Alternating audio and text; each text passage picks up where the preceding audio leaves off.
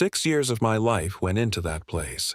6 long years of terrible coffee, forced smiles, and pushing my pride down so far I swear I could feel it in my shoes. And in the end, all it took to bring the whole thing crashing down was a single phone call from a guy standing there in his bathrobe on a Friday the 13th. I wish I could tell you I was shocked. Truth is, I wasn't. What I felt more than anything was ready. Welcome back to Dad's True Revenge. Go ahead, grab something to snack on, settle in, and keep this in mind. Everyone in these stories had plenty of chances to do the right thing. They just didn't. If you're listening, drop a comment and hit subscribe. You're going to want to stick around. Now let me rewind this a bit, because none of this actually starts in Paris, and it doesn't begin with that phone call either. It really goes back to a rainy afternoon in March, 2 years before everything unraveled. I was on the 18th floor of One Savannah Center, half buried in a filing cabinet digging around for a vendor contract Peggy insisted she'd filed under V. Me? I would have bet money she stuck it wherever she felt like that day. I never did find that contract. But what I stumbled across instead turned out to be a whole lot more important. Tucked way in the back, behind a row of hanging files stuffed with paperwork that probably hadn't seen daylight since the Reagan years, there was this dusty old manila folder. The label read, Harmon Equity Partners, Founding Charter and Bylaws, Origin 1987.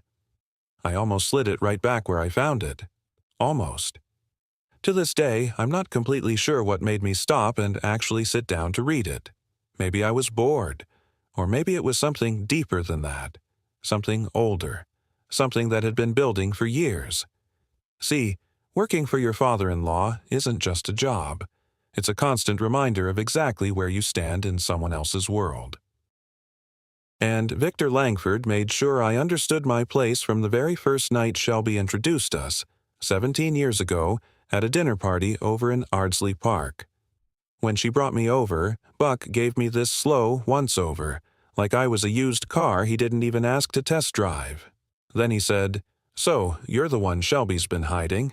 What is it you do again?" I told him I worked in financial consulting. He gave a little nod, like I just told him I clipped coupons on the weekends. That was our introduction, and honestly, it didn't improve much after that. So, yeah, maybe the real reason I sat down with that charter was 6 straight years of being called sport by a 78-year-old man who built his whole identity on looking down at people from whatever height he could manage. I read every single page, slow and careful. You know that feeling when something tells you your life might be about to change, and you don't want to miss a word. That's exactly how I read it. Even then, I nearly overlooked the most important part. It was buried deep, Section 14, subsection C, wrapped in that kind of legal language that usually makes your eyes glaze over. But for some reason, I read it once, then again, and then a third time. By the fourth, I was paying real close attention. By the fifth, I wasn't reading anymore. I was doing the math. The clause basically said this: if any employee at Harmon Equity Partners gets fired without documented cause after at least 5 straight years of full-time work, they're entitled to equity compensation, 18% of the company, valued at the time they're let go. I sat there for a long time after that, not moving. Then I picked up the phone and called Marcus Flynn. "Say that again," Marcus Flynn said. We were sitting at the Rusty Anchor down on River Street. We were 2 beers in, most of the tourists had cleared out, and the bartender was at the far end polishing glasses like he was trying not to exist. "Slow it down this time," he added. "If Buck fires me without cause after 5 continuous years," I told him, "I get 18% of the company." Marcus Flynn just stared at me. "You've already been there, what, 4 years?" 4 years and 2 months, I said. He lifted his beer, then set it back down without even taking a sip. "Ethan Carter, that's not a clause. That's a lottery ticket." I shook my head. "No, it's better than that. A lottery ticket is random. This is something I can actually control." He narrowed his eyes. "Control how?" "I make him fire me," I said. On my terms. After I hit 5 years. Marcus Flynn looked at me like he couldn't decide if I was a genius or just quietly losing it. After a second, he leaned back in his chair and asked, "Does Shelby know about this?" "Not yet," I said. "You need to tell her." "I know." He leaned forward then, serious. "No, I mean everything. You tell her all of it. Because if there's anyone in this world who has a reason to want that old man knocked down a few levels, it's her." He wasn't wrong, and deep down, I think I already knew that. I just needed someone else to say it out loud. Before I go any further, though, you need to understand Shelby, because this story is just as much hers as it is mine. Natalie Carter is 44 years old, and she's the sharpest person I've ever known. Sharper than any analyst on that 18th floor. Sharper than Claire Donovan. Yeah, the one who went to Georgetown Law and reminds everybody every chance she gets. Honestly, Shelby's even sharper than Buck himself, though he'd choke on glass before he ever admitted that. She's got her mother's eyes and her father's brain. And she spent most of her adult life being thankful for one of those and quietly furious about the other. Back in 1974, Victor Langford married Margaret Hale. From what people say, things were decent in the beginning. But as Buck made more money, he also got worse. Like his worst traits just kept growing right along with his bank account. By the time Shelby was 12, that house out on Skidaway Island wasn't a good place to be. Buck wasn't the kind of man who hit. He cared too much about appearances for that. What he did instead was quieter, meaner, and a whole lot harder to prove. The kind of cruelty that hides in tone, in timing, in the way someone looks at you just long enough to make you feel small. At dinner parties, he'd talk right over Darlene. In front of guests, he'd correct her like she was a child. He treated her the same way he handled his investments, watching every dollar, questioning every choice, making her feel like she was some kind of liability he was gracious enough to tolerate. Shelby saw all of it. Every dinner, every interruption, every moment where her mom's shoulders would sink just a little before she'd quietly excuse herself and disappear for 20 minutes. When Shelby was 19, Darlene finally had enough. One Wednesday morning, while Buck was at work, she packed 2 bags, got in the car, and drove straight to her sister's place in Charleston. 3 days later, she filed for divorce. Buck's reaction? In public, he played the wounded husband. Behind closed doors, he turned into something else entirely, cold, aggressive, and ready to fight every inch of it. The settlement dragged on for 2 full years, and it cost Darlene far more than it ever should have, mostly because Buck had better lawyers, endless patience, and not a trace of guilt in him. Shelby never really forgave him. Not completely, not in that clean, cinematic way you see in movies, where everything gets wrapped up with a heartfelt speech and a hug in the final act. What Buck got instead was a kind of practical forgiveness, the kind that lets you sit across from someone at dinner without feeling like you might grab your fork for the wrong reason. She kept the relationship going partly because Darlene asked her to, and partly because Shelby knew that burning that bridge all the way down would hurt her more than it would ever hurt him. But forgetting? That never happened, and neither did letting go of the score. She kept track of everything. So when I sat across from her at our kitchen table in Ardsley Park, with those founding documents spread out between our coffee mugs, and walked her through Section 14, subsection C, she didn't react the way most people would. No gasp, no panic, no, "Are you sure?" She just read it, slowly, 3 times, more carefully than I had. Then she looked up at me and said, "He's never actually read these documents, has he?" It wasn't even a question. "He inherited the company," I told her. "Truth is, he inherited everything. Never had to fight for any of it." Something shifted in her expression right then. It wasn't anger, not exactly. It felt older than that, quieter but a whole lot deeper. "He made my mother feel worthless for 20 years, she said, her voice low and steady. "And he made me feel like I married beneath myself, just because I chose someone he didn't handpick." She paused, then added, "And he's been calling you Sport for 6 years, Ethan Carter." 6. Her eyes dropped back to the document. "What do you need from me?" Now, to understand what came next, you've got to understand Victor Langford. The man's 78, built like he used to be, physically intimidating, and never updated that image in his head. Full head of white hair he maintains like it's his life's mission, a permanent tan from weekends out on his boat, and a handshake so firm it feels like he thinks it proves dominance. He inherited Harmon Equity Partners from his father, grew it during one of the strongest bull markets in American history, and he's been coasting off that success ever since. Buck doesn't just look down on people occasionally, it's built into who he is. Structural. Like he needs someone beneath him the same way a building needs a foundation. He made me VP of operations because he needed someone to blame when things went wrong. That corner office I had? That wasn't his idea.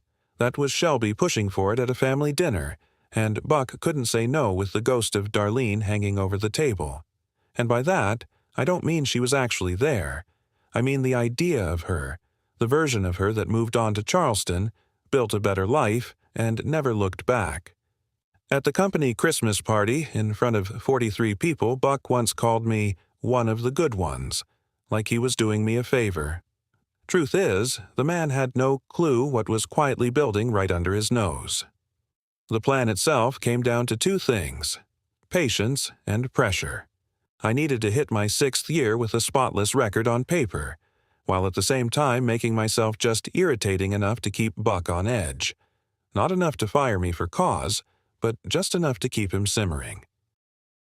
Shelby called it strategic aggravation. Me? I called it the most exhausting act I'd ever had to put on. For 2 straight years I played it perfectly on paper and completely wrong in Buck's gut. In meetings I'd question his decisions, but always politely, always backed by data. And somehow that bothered him more than outright disrespect ever could. I started CCing Claire Donovan on emails he would have preferred stayed off the record. I took my full lunch hour, every single day. I stopped laughing at his golf stories, and I started showing up exactly at 9 o'clock and leaving exactly at 5 o'clock, which, in Victor Langford's world, might as well have been me handing in a resignation he couldn't legally accept. One morning, he looked at me over his coffee, slowly stirring it like he thought he was in some kind of power movie. "You've been different lately," he said. "Something on your mind, Sport?" "Just focused on the numbers," I told him. "They're looking strong." He didn't like that answer one bit. What he wanted was for me to crack, for me to look rattled. Instead, I gave him calm, steady competence. And weirdly enough, that made him angrier than anything else I could have done. What I didn't realize at the time was that Richard Caldwell, his VP and full-time shadow, had already started planting ideas in his head, telling him I was getting too comfortable, that I might be building something behind the scenes. I only found that out later from Peggy. And Peggy? She heard everything, but never said a word unless it mattered, which, honestly, made her the most powerful person on the entire 18th floor. Then came the Paris idea. That part was Shelby's, and it had to be.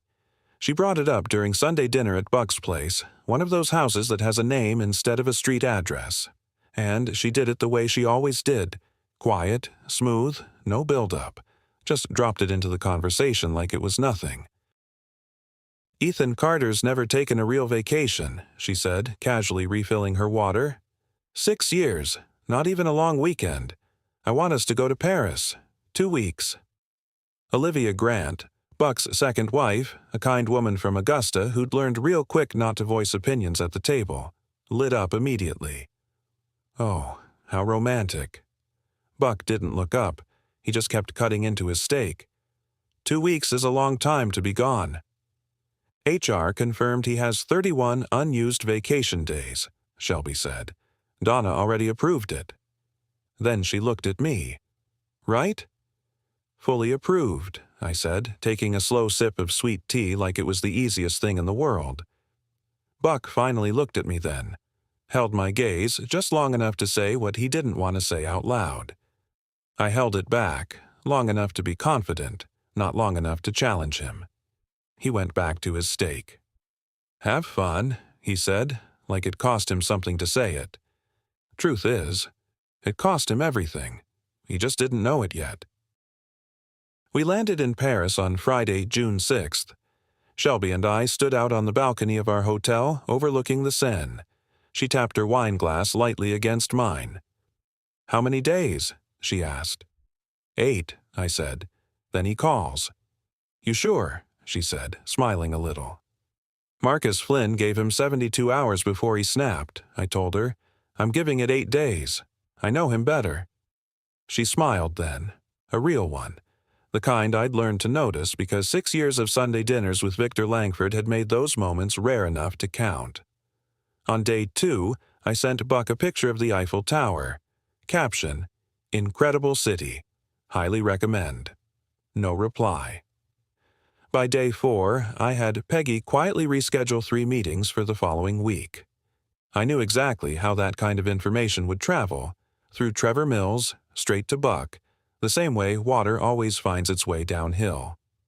On day 6, Shelby sent Olivia Grant a video from this rooftop restaurant we found. Like clockwork, Olivia Grant forwarded it to Buck within the hour. She always does. Day 8 landed on Friday, June 13th. That morning, I was out on the balcony with a cup of coffee, watching Paris slowly come to life, when my phone started ringing. I checked the screen, then glanced back through the glass door at Shelby sitting on the bed. She looked up at me and gave a single nod. I answered. "Buck," I said, "what in the hell do you think you're doing?" That voice. I'd heard it break down grown men. 30 years of employees folding under it like paper. "Daniel Reeves tells me your entire department is running on autopilot," he snapped. "I've got 3 client calls moved without my approval, and you're standing over there in France eating, what, croissants?" I let him go on, almost all the way to the end. "Buck, don't you interrupt me," he cut in. "I am the CEO of this company, and I built it from nothing." He didn't, but that wasn't the moment to correct him. "You get back here tonight, you hear me? Tonight. Or don't bother coming back at all. You're finished. We don't need people who disappear when real work needs doing. Lazy behavior, sport. Always knew you didn't have the—" That's when I laughed. Not a polite chuckle, not something controlled. No, this was real laughter. Deep, honest, 6 years' worth of it coming up all at once, from a place Victor Langford had been trying to crush for a long, long time. And then I hung up. Shelby was already standing in the doorway. "Did he say it?" she asked. "He said it," I told her. "Every word." She walked over, took the coffee right out of my hand, took a sip, and gave it back. Outside, the Seine kept moving the way it always does, slow, steady, completely indifferent to men like Buck and the little empires they think matter. "So," she said, "what now?" I looked out over the city one more time. Paris in the morning, golden, ancient, and completely uninterested in Victor Langford or his 30-year kingdom, or whatever he was probably throwing across his office back on Skidaway Island. "Now," I said, "now we finish our vacation." I paused, then added, "And after that, we go home and take what was always ours." We still had 8 days left, and we didn't waste a single one. There's a certain kind of silence that follows a man who gets fired over the phone in Paris and decides to enjoy the rest of his vacation anyway. I know that because I walked back into Savannah on Sunday, June 15th, and that silence was waiting for me. It met me at baggage claim, followed me out to the car, and rode shotgun all the way down I-16 like it knew exactly where we were headed. Shelby drove. She always does when something important is happening. She says it helps her stay calm. Me? I've always figured it's because she likes having control of the wheel when everything else is about to go sideways. "You ready?" she asked as we merged onto Abercorn Street. "I've been ready for 2 years," I said. "That's not what I asked." I turned and looked at her. "Yeah," I said after a second. "I'm ready." She nodded, didn't say anything else, but I noticed her grip on the steering wheel loosen just a little. I didn't mention it. That's what 20 years of marriage looks like when it's working, right? We didn't go into the office that day. Sunday was for unpacking, resetting, and letting Victor Langford sit in whatever mess he'd created for himself since Friday. In 6 years, I'd learned something important. If a man needs control, the most powerful thing you can give him is silence. No calls, no emails, no apologies, just nothing. And for someone like Buck, nothing is deafening. Marcus Flynn showed up that evening with a bottle of Blanton's and the energy of a man who'd been waiting 8 days to hear how it all went. "Walk me through it," he said, dropping into my armchair like he owned it, which, honestly, he practically did at that point. "Start with the call." So I did. And when I got to the part where I laughed and hung up, Marcus Flynn covered his face with both hands and let out a sound that was somewhere between a groan and a prayer. "You hung up on Victor Langford?" he said. I did. Mid-sentence. "Technically," I said, "just before the end of one." He turned to Shelby. "Is he always like this?" 20 years, she said, pouring herself a drink. "You get used to it." Marcus Flynn raised his glass. "To Section 14, subsection C." We all drank to that. For about 45 minutes, sitting there in our living room in Ardsley Park, ceiling fan turning slow overhead while Savannah did its warm June thing outside. Everything felt almost too easy. I didn't realize it then, but easy was about to disappear for a while. Monday, June 16th. Day 1 of the rest of Victor Langford's life. He just didn't know it yet. I put on my best suit, the charcoal one Shelby picked out 3 Christmases ago, the same one Buck once said was a little much for the office. Then I drove downtown. Same parking spot in the One Savannah Center garage. Same elevator up to the 18th floor. Same glass doors to Harmon Equity Partners. I walked in at exactly 8:59 a.m., and the reception area went quiet. Not subtle quiet, more like the kind you get in a restaurant when someone walks in and everybody recognizes them, but nobody wants to be the first to react. Vanessa Brooks, my secretary, was at her desk. She looked up, and I watched it happen. 3 emotions, one right after the other. Relief. Panic. Then that professional mask she'd spent 15 years perfecting. She was good, but I was better. "Morning, Lola," I said. "Mr. Johnson," she replied carefully. "I wasn't sure we'd be seeing you today." "Why wouldn't you?" I asked. She opened her mouth, closed it again, then glanced down the hallway toward Buck's corner office. "Mr. Harmon called a department head meeting for 9. "Perfect," I said. "I love department head meetings." And I walked right past her. The 18th floor conference room had floor-to-ceiling windows overlooking the Savannah River, a view that was honestly incredible, but nobody ever paid attention to it. Not when Victor Langford was in the room. He had a way of filling space, like weather rolling in, and there he was, standing at the head of the table when I walked in, reading glasses on, a stack of papers in front of him, looking every bit of his 78 years, and refusing to acknowledge a single one. Hank Prudhomme sat to Buck's left, exactly where he always did. Daniel Reeves, always making sure he was one chair closer to Buck than anyone else, was on the right. At the far end was Eleanor Price, the board's swing vote, and honestly, the only person in that room whose opinion would matter when things really counted. She was scrolling through her phone with that kind of focused indifference you only see in someone who's seen it all before. There were 7 people in that room. There were 8 once I walked in. Buck looked up, and this part matters. He didn't flinch, not even a little. A man who's had absolute authority for nearly 8 decades doesn't show surprise the way the rest of us do. What I saw instead was something slower, more calculated, like a chess player watching a move he didn't expect and deciding, in real time, whether to respect it or punish it. He chose anger. He always chose anger. "Ethan Carter," he said, the way you'd say a dog's name after it slipped its leash. "Buck," I answered, like I was talking to a man who just didn't realize he'd already lost. I pulled out a chair, sat down, and reached for the coffee carafe in the middle of the table. Took my time pouring it. Nobody said a word. Hank was staring down at his notepad like he was trying to mentally disappear from the situation. "You were terminated," Buck said, his voice low, quiet in a way that somehow hit harder than yelling ever could. "Over the phone," I replied while I was on approved vacation. "Yes." I took a slow sip of coffee. "This is good. Did we switch blends?" "This is not the time for—" Hank started. "Hank," Buck said. And just like that, Hank shut down completely. That was probably the most backbone he'd shown in years, and it lasted about half a second. Buck kept his eyes locked on me.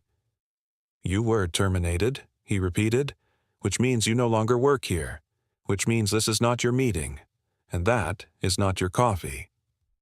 "I'd like to speak with Donna," I said. Silence. "Claire Donovan," I clarified, like there might have been more than one. "You're head of legal. I'd like a meeting this morning." Nobody moved. "I've got a few questions about my separation," I continued. "HR stuff. Routine." I said routine, the way you talk about something that is absolutely not routine. Buck didn't answer right away. His jaw started grinding. That slow, tight motion Shelby once told me he'd had since she was a kid.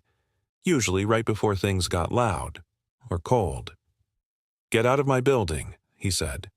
"Sure," I replied, standing up and buttoning my jacket. "Tell Donna I'll be at the Rusty Anchor. She knows it." I glanced around the room. "Good seeing everyone," I said. "Carol, nice blazer." Carol pressed her lips together, tight, like she was holding back a smile. Then I walked out. Behind me, I heard Buck say something to Hank in a voice that sounded like gravel getting crushed under a boot. Then I heard Hank scrambling, a chair shifting, a door opening and closing. I didn't look back. I took the elevator down all 18 floors, calm as could be. The kind of calm you only get after waiting 2 years for a moment like that. Claire Donovan called at 11:47. I was already at the Rusty Anchor working on my second coffee. Technically, the place wasn't even open yet, but the owner, a big guy named S., owed Marcus Flynn a favor from some story I was never told all the way through. In exchange, I was sitting at the bar, talking Braves bullpen strategy like it actually mattered. "Ethan Carter," Donna said when I picked up. She had that tone, steady, neutral, the voice of someone who's delivered bad news so many times it stopped sounding like anything at all. "I think we need to meet." "I suggested that earlier," I said. "I know." She paused. "Not here. Not at the office." That pause told me everything I needed to know. Donna worked for Buck the same way a surgeon works for a hospital. She was employed there, sure, but at the end of the day she answered to something bigger than her boss. And the way she hesitated, that told me she'd spent her morning reading something new, something like a founding charter from 1987. "You've been doing some reading," I said. Another pause. Longer this time. "Where are you?" she asked. "Rusty Anchor." "I'll be there at 1. She hung up. I looked over at S. "You got anything to eat back there?" "It's 11 in the morning," he said. "It's been a long week," I told him. Donna walked in right at 1 o'clock sharp, the only way someone from Georgetown Law ever shows up. She was about 51, fit, dressed in a storm gray jacket and carrying a leather portfolio that I would have bet good money had a printed copy of Section 14, subsection C sitting inside. She sat across from me, ordered water, glanced at my beer, and chose not to comment. "You've read it," I said. "When did you find it?" she asked. 2 years ago." She closed her eyes for a second. 2 years. March, rainy afternoon. Filing cabinet. 18th floor. She opened her portfolio and pulled it out. There it was, Printed, highlighted in yellow, covered in tight handwritten notes in the kind of neat cursive that comes from decades of legal work. She turned it toward me, even though we both knew I didn't need to read it again. "You understand what you're claiming?" she asked. 18% of Harmon Equity Partners, I said, at current valuation, which after the Bellor acquisition last quarter puts the company somewhere north of— "I know what it's worth," she cut in. "Ethan Carter, you understand what that means." "Yeah," I said, "I do." She held my gaze. "He's going to fight this." "I know. He has resources, more lawyers than just me. He will drag this out, make it ugly, expensive, and long. I know that, too. And you're ready for that?" I leaned forward a little. "Donna, I found that clause 2 years ago. I spent those 2 years building a perfect record. Every review, every commendation, every approved day off documented. 6 years of clean service." I paused. "And then I get terminated verbally, over an international phone call, with 0 documented cause, while I'm on approved vacation." I leaned back. "I'm not just ready," I said. "I've been packed and standing by the door for a long time." Donna studied me for a moment. Then she dropped her eyes back to the highlighted clause. Then Donna did something I'd never seen her do before, and I'd watched her sit stone-faced through a merger fight that left 3 grown men in tears. She let out a long, slow breath, like she'd been holding it in for a while. "He fired you while you were in Paris," she said. It wasn't really a question. It sounded more like she was putting it on record somewhere. "Friday the 13th, I told her, 8 days into a fully approved 2-week vacation. All because I sent him a picture of the Eiffel Tower and didn't grovel fast enough." Something flickered across her face then, something that had nothing to do with contracts or legal language. "He called my mother a financial liability," she said quietly, almost like she was talking to herself. "During the Hendricks account dispute, in front of the whole team." Then she looked up at me. "I've worked for that man for 11 years. I didn't interrupt. I didn't say a word. I just let that hang there between us. After a second, she closed the portfolio and squared it up on the bar with both hands. "You're going to need outside counsel," she said. "I can't represent you. Conflict of interest. But I know exactly who you should call." She reached into her portfolio, pulled out a business card, and slid it across to me. "She's good," Donna added. "Better than good. And she's going to love this case."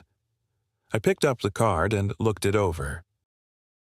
"One more thing," Donna said as she stood, pulling herself back together into that professional, untouchable version of herself.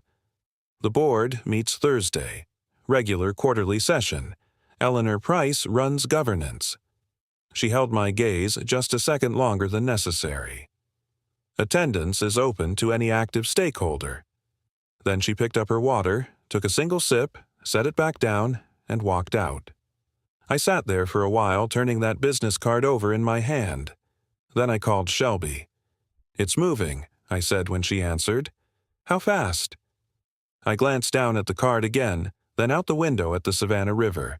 Slow, muddy, and older than every problem Victor Langford had ever caused.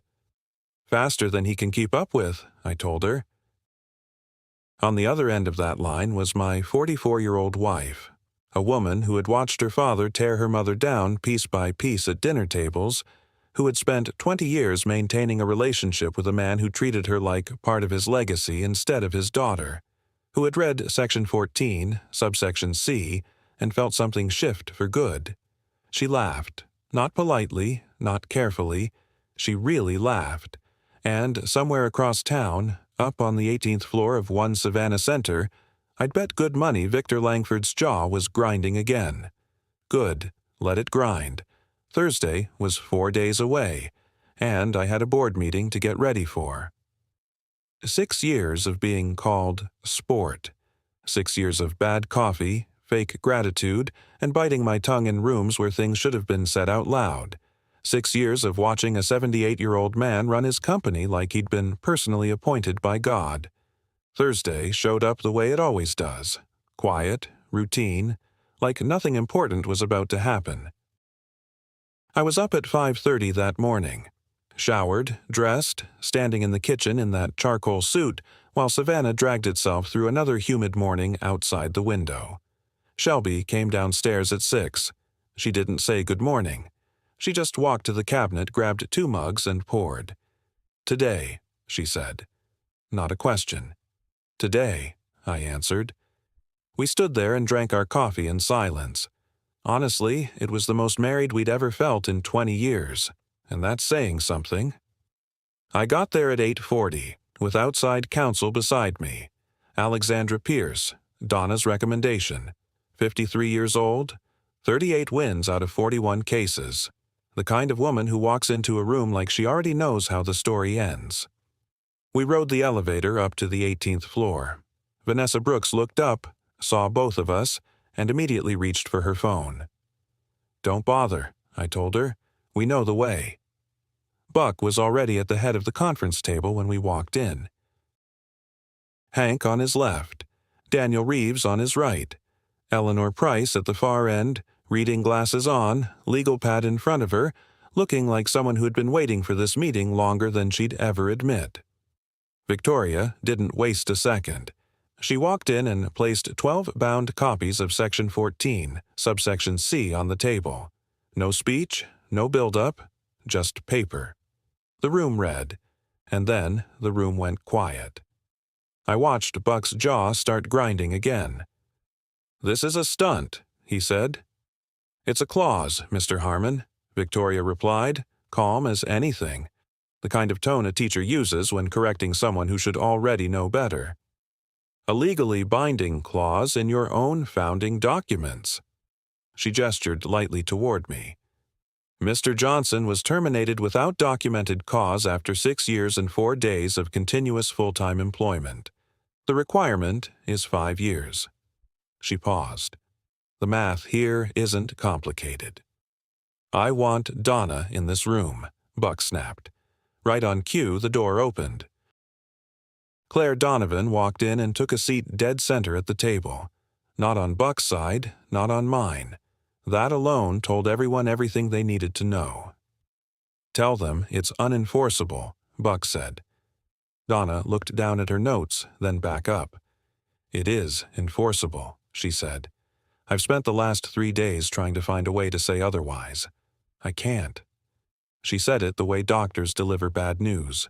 Clean, direct, final. "I'm sorry."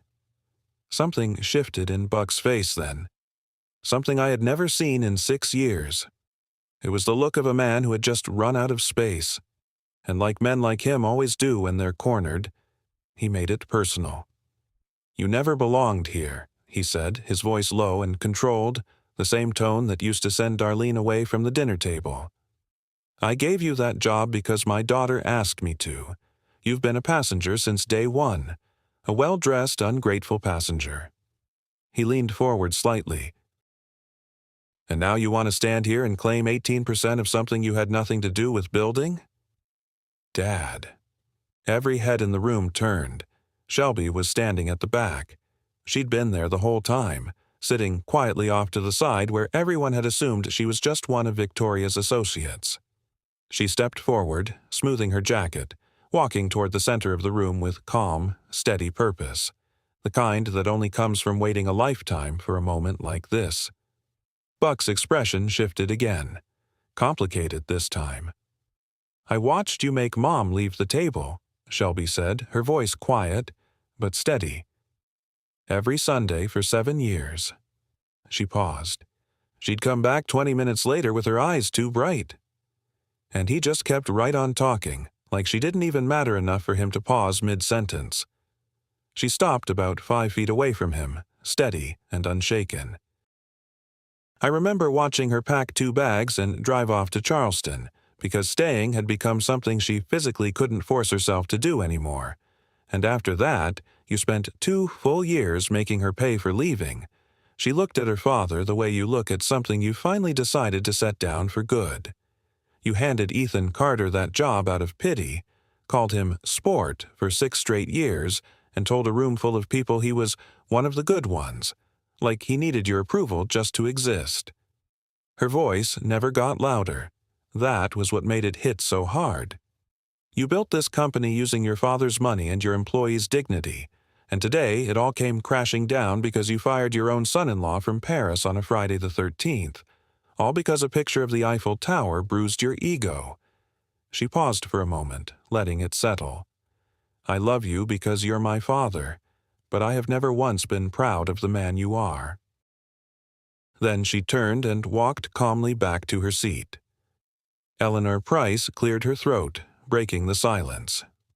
All in favor of recognizing Mr. Johnson's equity claim under Section 14, subsection C. 7 hands went up. Buck didn't say a word, but it didn't matter anymore. He was already done. What followed didn't happen in one dramatic moment, the way real consequences usually don't. It built up slowly, piece by piece, like weight you can't ignore forever. That Friday morning, Judith Collins walked into Victoria's office carrying a worn 4-year-old manila folder that made Victoria go completely still. By the end of that same week, 11 former employees had stepped forward. There were claims of wrongful termination, a toxic work environment, and even a discrimination complaint that had been sitting untouched for 14 months, just waiting for the right moment. Each case stood on its own, but together they tore everything down.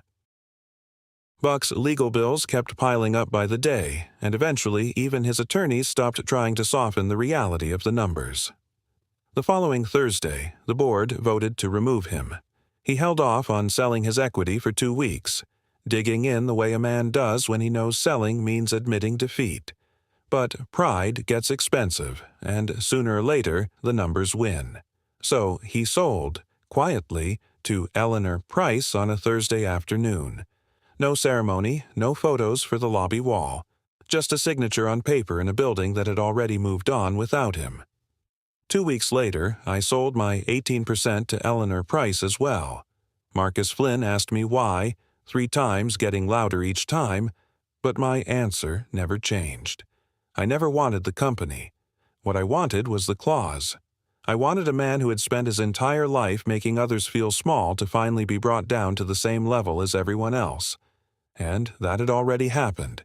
Everything after that was just paperwork. The number Carol paid me was more than enough to walk away clean. Shelby and I sat at the kitchen table in Ardsley Park one last time. Same table, same mugs. The very same place where 2 years earlier I'd spread out those founding documents and set all of this in motion. "Where to?" she asked. "Somewhere nobody knows his name," I told her.